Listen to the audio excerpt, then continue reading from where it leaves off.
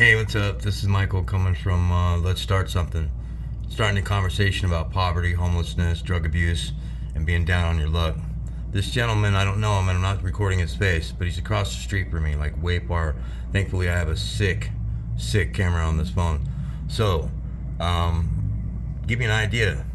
I've been there and done that. I spent months in front of a QT, panhandling, begging, trying to get food, trying to get sodas, whatever I could get, then taking a shower in the bathroom, monkey bathing. I've always called it monkey bathing ever since I started doing it in lockdown back in the day when I was at Estrella.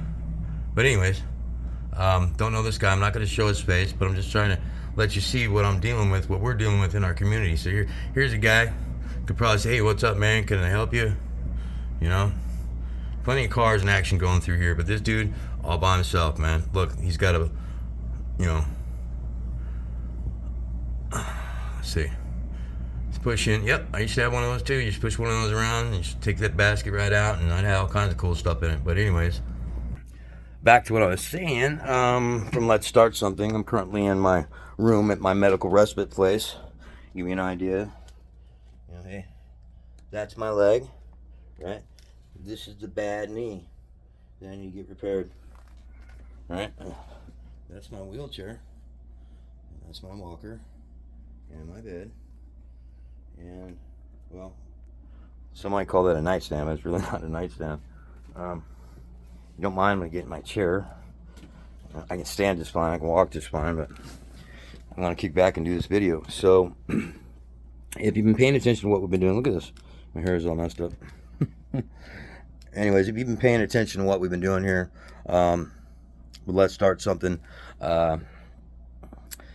See, the last video I think I uploaded would have been Nathaniel, and the head honcho in here, she's all right, I'm not going to mention any names, pulled me in and said, "Hey, man, there might be some legal recourse here, so I want you to, just back up, put the brakes on, all that stuff." So unfortunately, I can't do any personal interviews, at least not here. Outside of here, I can do whatever I want. What I'm trying to do is get a sign of release, something that's legal. I can print it out myself. I told him, hey, I'll do all the work myself, and I'll have him sign the paperwork. It's all good. But she's not really concerned about the individuals that I interview because they obviously freely, with their free will, give their testimony and what they're doing, and that's important. So I want to never strong arm anybody to do this idea that I have, because the most important part is freedom, right? We were born free. We are free somewhat in this country. Unfortunately, the laws were invented to protect us, and now we got laws that make the certain individuals rich, and it's not filtering down. It's not coming down to the other people that, like that gentleman across the street, he needs that kind of help. Now, am I saying there's no place to get help? Absolutely not. That gentleman could go wherever he needs to go to get help. I could give him the information. I can give him the phone numbers. I can call for him. I could probably give him a free ride if he wants. And eventually, that's where we're going with this. I already got donors that are going to give us cars and stuff. We're going to get free rides with people who need help. I'm going to pull up and say, "Hey, man, would you like a hot meal? Would you like a shower? Would you like to get off that shit you're on?"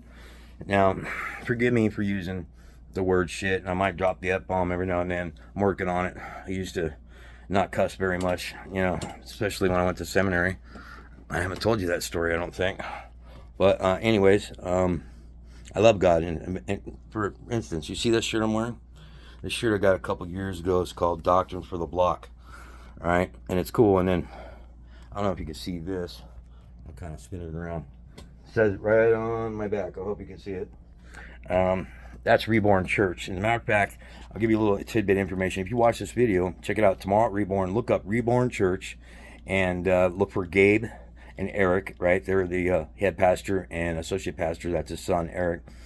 He's also on my Facebook. You can look at his blogs, his podcasts, and all that. The guy is a genius, and he is so camera friendly. So I'm actually kind of jealous. I do my best just to be me, but man, I would like to be bubbly like him. Anyways. No joke. Yeah, so tomorrow they're having like a school drive. They're giving out like free backpacks and stuff like that. So check it out. Reborn Church, they're doing it tomorrow. I don't think you have to actually attend the service to do it. So check it out. See what time it is. I'm not sure what it is. If I can find out, I'll post it later. But just give you an idea. So anyways, back to what I was saying. We saw that gentleman out there. I've been there, right? The place that I was at, the QT that I was at, I'm not going to tell you exactly where it is. You know, you walk past the freaking building right there, and next thing you know, you got like 10, 20 people selling blues, smoking blues, not giving a crap who sees them, what they do, nothing. The public just kind of walks by and like it's no big deal. Even the cops are like, whatever, you know, unless they get a phone call, they don't care. You know, I was in a QT bathroom one time, I was just washing up. I wasn't really doing anything, but there was other people in there just toking away on their blues, right? It smells like popcorn. You're all like, whatever, man. But I had to get cleaned up, and it's kind of the first time I used to go in and out of there like no problem. Nobody ever sweated me. Maybe it was because I don't look like I'm up to trouble or something. I don't know. But everybody else I knew always got kicked out all the time. You know, you get out of here, don't ever come back here, call the cops. But that day, the cop came in and said, "Hey, man, they want you to get out of here." I'm like, "What? You got to go." I said, "All right, man." You know, thinking I got a warrant or something like that. I'm like, I don't argue with the cops, you know what I mean? But fortunately, I got my name ran several times and nothing came up. But so anyway, it's not. Unfortunately, I don't have anybody I can interview right now from a legal standpoint. What I'm happy about is that I can do this one with you right now, and it's kind of quiet. You know, it's in my dorm. There's like 12 men in here. One guy's in here is probably going to shut the fuck up, but he's cool. He's laughing over there. You know what I mean? You know what I'm talking about. But, anyways, I've been super busy trying to develop friendships, a network of friendships, and most of them, oh my God, are women. Man, trying to get through who's real and who's not. It's kind of a bummer, man, because people are just, what they're doing on Facebook is they're cloning other people, right? And they're pretending to be them, and they're asking people for money, and they're slick, man. They really got this down, except I'm no chump. A few weeks ago, somebody got me, and they didn't get me for nothing, but they were trying to pull my chain. They were trying to blackmail me over some adult photos of mine. I'm like, okay, come on, are you serious? You don't know who I am. You don't know my kids. You don't know my family. They threatened me with my kids. They said, oh, we know where your son is. We know where your daughter is. I'm like, excuse me? If you know where Ariana is, you better let me know right now. Because I've been trying to get a hold of her for like 2 years, and she doesn't contact me. That's my oldest daughter. I adopted her when she was like 12. And I miss her to death, but it is what it is. It's another story for another time. So, yeah, I had pretty much had to tell them to go F themselves, right? And then another app that I had, they popped up again. They started doing the same stuff. And I said, look, I just broke it down to them who my people are and what my people are about. You know, and I said, I got family members that will make a grown man, you know, would probably make Arnold Schwarzenegger blush, if you know what I'm saying. You wouldn't even be able to hold your meat long enough to be around some of the women I know. They're scary. They get down. And I don't mess. I certainly ain't gonna mess with them. That's for damn sure. But they tried to blackmail me, and it's over. I made a video on Facebook explaining, hey, Michael screwed up, man. They tried to do this and everything. But I'll let you know, don't share your photos or your personal information with anybody. Now, I have tried to help a few people out with, you know, just simple bank cards or some prepaid cards. You know what I mean? Because they're looking for help, but I don't have a dime, right? And I don't know if they're just trying to do the research on me, if they don't believe me or what. Because they said they're going to put money on there, and I just give it to them. Let them do what they want. I don't care. You know what I mean? Because I don't have a dime. I have nothing. I have never been so low, so desperate. Well, I'm not desperate at all, but so broke in my life. And even when I was in prison, I was never broke. I always had a hustle. I've always been able to hustle for money. I've always been able to survive. I've been a survivor my whole freaking life. That's why I didn't kill myself in 2.5 years on the streets. I did once, but the guy brought me back, praise God. And so that's part of my story. And I want you to know that my concern, why I'm doing this, is for my community. I grew up here in Phoenix, Arizona. I was born in Mesa, Arizona. I've lived in Mesa. I've lived in Chandler. I've lived in Tempe. I've lived in Glendale, Happy Valley, and some other places. I've lived all over the state. I spent some time in Nebraska, Kansas, Oklahoma, where my family is, all the way to Louisiana back. Heck, I made it to Oklahoma in 24 hours flat. You know what I mean? Listen, I've been there and done that. Did some jail time in Fort Smith, Arkansas. And then I found out after I got jail time that my daddy sent me a ticket to get home. And then I found out, hey, that's where my dad was born when I thought he was born in Oklahoma. Duh. Right? So, cool stories. I got a bunch of them. But the reality of it is I'm here to help. I want the community to see what's going on with people. So that's why I brought that gentleman, that poor gentleman, we don't know his name, into the picture right off the rip. Because people need to see what's going on. That guy didn't choose to be like that. Nobody chooses to be like that. People walk by, I'm like, hey man, just pull your bootstraps up, man. Get your big boy pants on and get on with your life. It ain't that simple. It is not even that close. And I'm telling you right now, especially if you're on fentanyl. So my focus is on opioid abuse and fentanyl, which has never really been my thing, but it ended up being my thing throughout my life because I was always into methamphetamines. I like to go fast, I like to party, I like to, you know, you know what I mean if you've ever been there. So, anyways, no, and I did opiates because of pain or taking the edge off of being so spun out on freaking methamphetamines. But today you can't even buy unless you know, quote unquote, some people that live here that make it.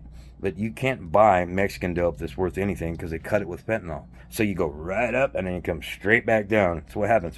Man, you're hustling for money, you're begging, doing whatever you got to do to get that high again, right? And in time, it's a broken circle. I mean, it's just a mess of life. It just wants to destroy you. It sucks all the life out of you, and then all of a sudden, all you are just a piece of meat walking around getting high. You ain't worth nothing. Nobody cares about you. You don't do anything useful. People are stabbing you in the back, ripping you off, just waiting to hustle you. And fortunately, I get tired of being hustled, man. I am tired of, I had to use this one time in the last 2.5 years, and I was in tears for it. That guy didn't get up for 20 minutes. And I've never hit anybody so hard in my life. But he snuck up behind me, and I didn't know who he was, and people were already getting at me, like, yelling at me, because I'm just like, screw you, man. You don't know me. Blah, blah, blah. I'm all spun out being stupid. And that dude snuck up behind me, and I turned around, and I flattened him. And I never done that to anybody in my life. Sure, I've been in fistfights. I used to think I was a gangbanger when I was a kid. Whatever, right? So, and I was pretty mean as a child until about 13. I just pick a fight with anybody and just be walking the hallway at school, just grab them, smack them against the wall. What are you gonna do? What are you gonna do? You know what I mean? And even my friends, we got in fights all the time over stupid stuff. So, anyways, I'm not a violent person, man. I'm a really passive, nice. I'm not aggressive. I don't hold a grudge. I've never been malicious and vindictive. I've never planned on paying anybody back for any kind of problems that they caused me for some reason. And so it's been hard. Like, you've been on the streets, you changed, you're not the same person. So you have to figure out ways of surviving without hurting people. And that's a really hard thing to do. I've never hurt anybody physically in order to get high, but I hurt that dude because he snuck up behind me. Was his intentions evil? Absolutely.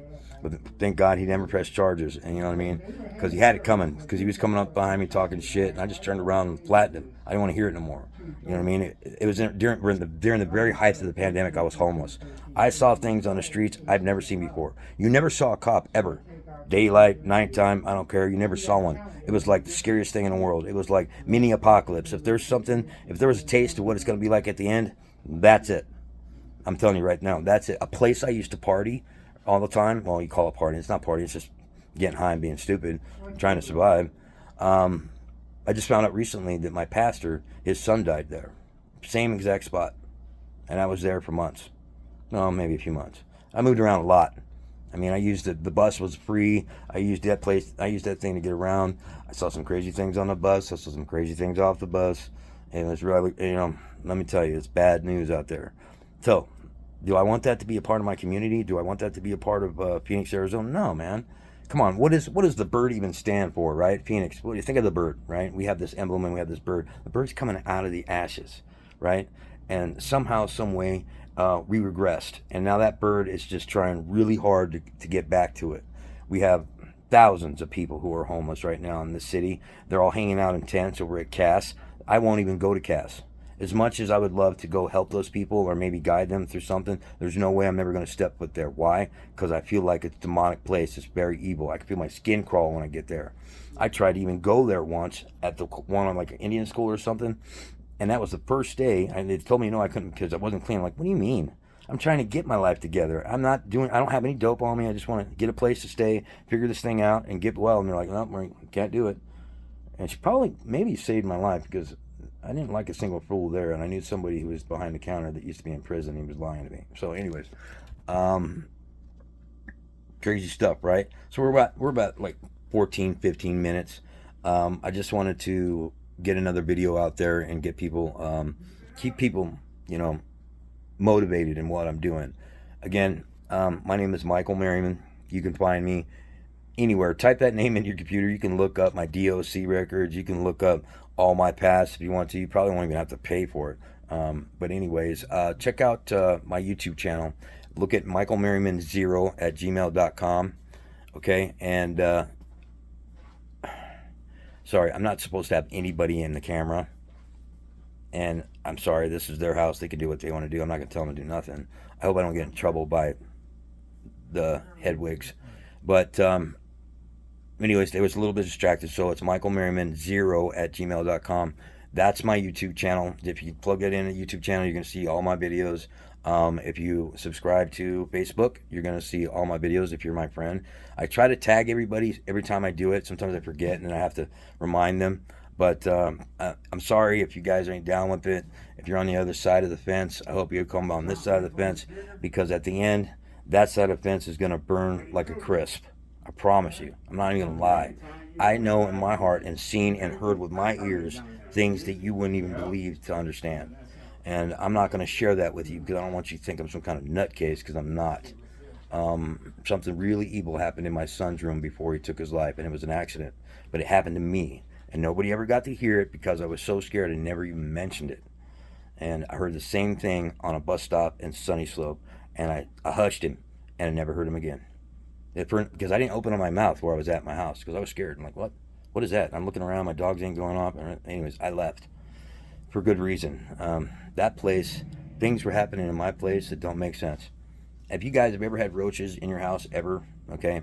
Have you ever had any luck getting rid of them? No. I've been, doing this whole thing for like 45 years, and every place I know that was infested with roaches just stayed that way. They might go next door for a while, but they'll come back. All of a sudden, we were infested with roaches because we brought them from the apartment where my ex-sister-in-law lived. And they just had, a bunch of eggs and everything, her property. What we were going to do, just throw all of her stuff away. So we tried our best. We had an exterminator come out all the time. He was kind of cool, you know what I mean?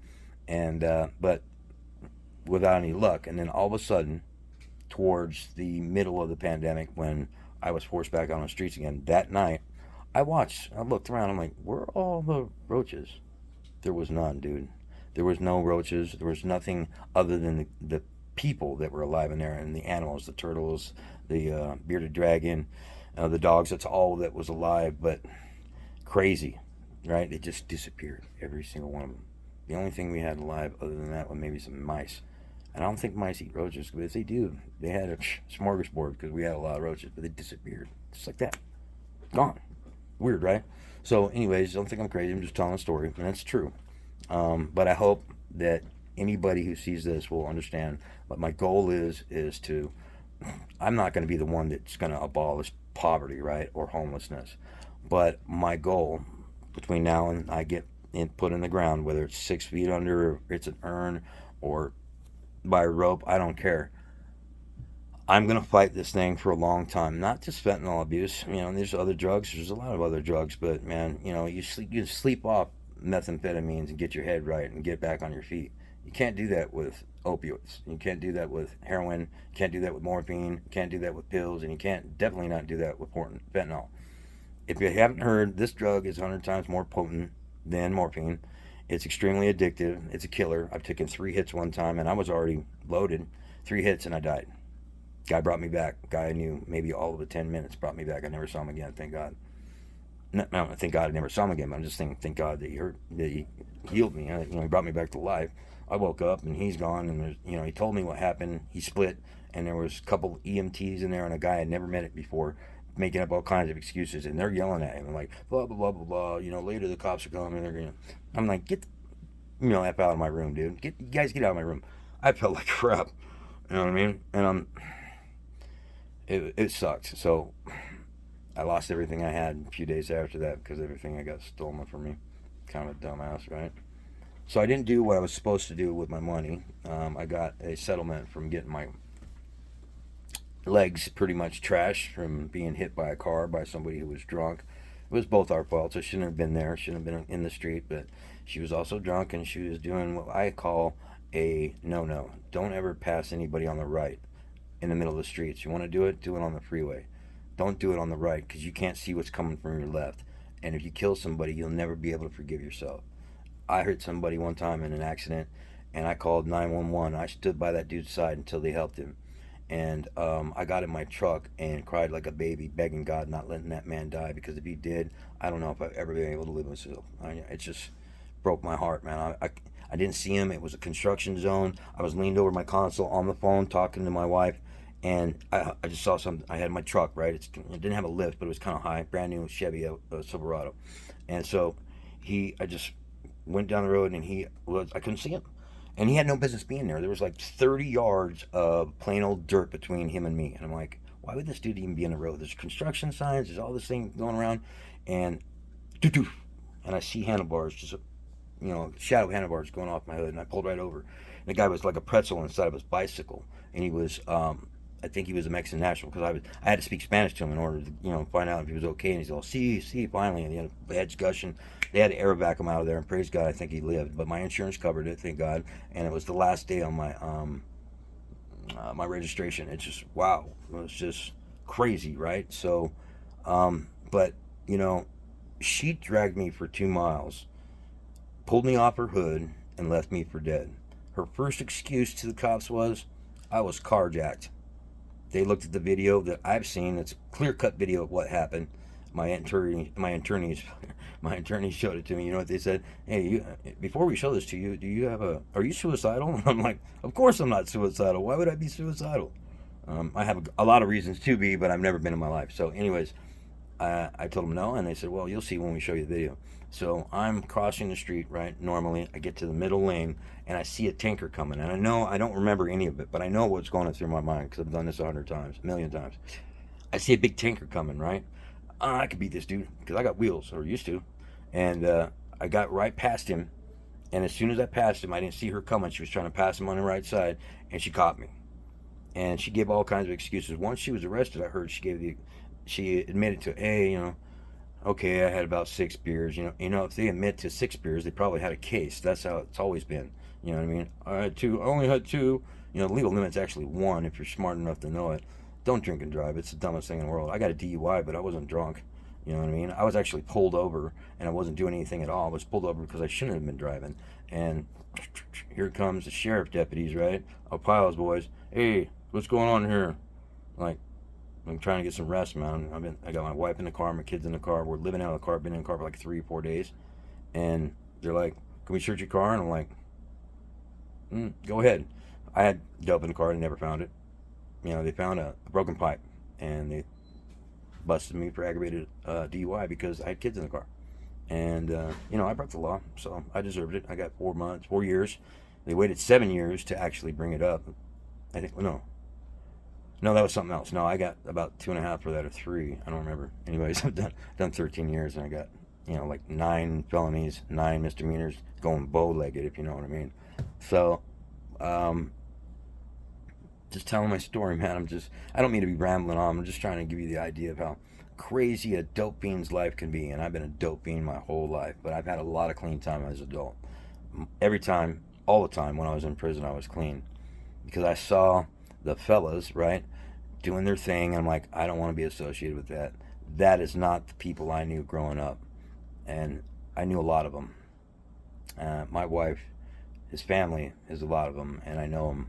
And they don't get down like that. Maybe they were like that in prison. I don't know how they were in prison, but they sure the fuck wasn't like that on the streets. So I had a lot of respect, not only for the organization, but the people themselves. And those people were ponies. So bye-bye, I do my own thing. I stood tall, did my own thing the whole time, no matter what. I never had to worry about nothing. I never had to use these once. Not once. And I was always called to be a head of this, do that, run this, all that. I did what I had to do to survive. So anyways, back to what I'm saying. Please, man, look me up, Michael Merriman 0 at gmail.com. And I also have one that I want people to text me on or get a hold of me on. It's Michael Merriman at onmail.com, ONMAIL, right? It's new, and it's really cool. You might like one yourself, because you probably put your name in there, and you wouldn't have to put numbers behind it or letters in order to have it like Gmail. Because I just used my whole name, and it was cool. I'm like, oh, that's cool, man. I can use my whole name, and I don't have to put like a 1 or something. Anyways, get a hold of me on that if you want to text or talk. Eventually, I'm just going to have to release my phone number, because the people on Facebook are kind of figuring it out. And I'm getting phone calls, I'm getting texts, and I'm getting all kinds of crazy stuff. And I'm not going to change the number, not for now. I might in the future if it gets too bad. But I'm the real deal. So if you don't see me on the web page and doing what I do and giving you a heads up, then you know that they're lying, right? And they can copy and paste that all they want, but I'll be on top of it. It's a very messed up thing, and I think Facebook really needs to get it together. They shouldn't have to link your phone number to your account. They should be able on the spot if somebody harasses you, calls you names, if it's race hating or harassment or foul language or what it is, whatever it is, the minute you report it, they should report that. They should see that within 24 hours and drop them like a hot rock. If they find somebody that has dual accounts, they should get a hold of those people and find out who's the real deal. How are they going to do that? Call them up, ask them their name and their social security number, right? Because the phone isn't going to have your social security number. You're not going to have mine. You won't even know the last 4 digits. Guarantee it. So there are ways to fix it that just haven't. So I hope that those people who see this stuff, man, know what I'm talking about. Get at me if you want to, man. You want to come after something I ain't got a dime to my name. I do this from my heart, right? This is my plan, and this plan is working. It's already made it across the pond, both directions, every way you go. I got money coming from China, money coming from Japan, money coming from London. When this gets off the ground, I just have to draw it in. I get to get these people to see what I'm doing. They're helping me start the business too. They're teaching me about it, and there's other ways to go about it too. I have some really good friends here who have done some really good things in that department, and we're working it out. And I don't want to give you all the details. I just want to let you know this is going to be successful. So if you want to be a part of it, use the slogan. It's not registered. It's free. Let's start something. Start the conversation about anything. You want to talk about, your upbringing. I mean, I got a friend of mine right now on Facebook. We're not actually talking on Facebook. It's on WhatsApp. She's across the sea right now, and she's from another country, and she is just like me. We get along so well, it's crazy. I know people from her culture that are more rigid, more cruel, more whatever, because they're raised like that, man. It's all about the mighty dollar. It's all about being successful. It's like, look at me, I'm better than you. She was raised by her mom because her daddy took off, so she didn't have her dad trying to filter in all that crap to her. So she had a heart because she was bent from when she was a child, and so was I. My parents got divorced when I was a child, and I was bent, but I didn't know why, right? And dad never played dad ever my whole life. I loved him, but he never played dad, not once. He want to throw some nickel at me? Yeah, he'd do that every now and then, but he never played dad. The closest thing I've ever had to a dad would be my brother Stanley, and I love him and respect him a lot. He does a lot of good things. I've screwed him over during this process over the 2.5 years, not intentional, but because I'm a dope fiend, right? But I've been clean over 4 months. I know what I'm doing. I've been there and done that. This is going to last, and I'm going to tell you how to fix it. I'm going to tell you where to go. I'm going to tell you how to get help, and I got your back no matter what. Get a hold of me, michaelmerriman0@gmail.com. On YouTube, you can check out the videos, Facebook, TikTok. I'm going to dump freaking Snapchat. That thing is like a smorgasbord of porno bullcrap. I don't like that crap, man. I'm not even interested, not even a bit. No offense, but you go do your thing. My thing is not about that. The only reason I opened up that account is so I could spread the message, and they're spreading something else. Really. So God bless them. I'm not wanting nothing to do with them. So apart from that, please just do what I ask. If you want to be helpful in this part, let's start something. Use the slogan. If you want to make your own videos, if you copy and paste it, I would appreciate it. Share it with people because they need this. My friends aren't your friends, right? And your friends aren't my friends. So once you post it, they see what you've seen, but they don't see mine, I think. Anyways, just please do that for me. Again, Michael Merriman, let's start the conversation. It's 28, coming on with 29 minutes. God bless all you guys. I'm going to post this right now. Peace.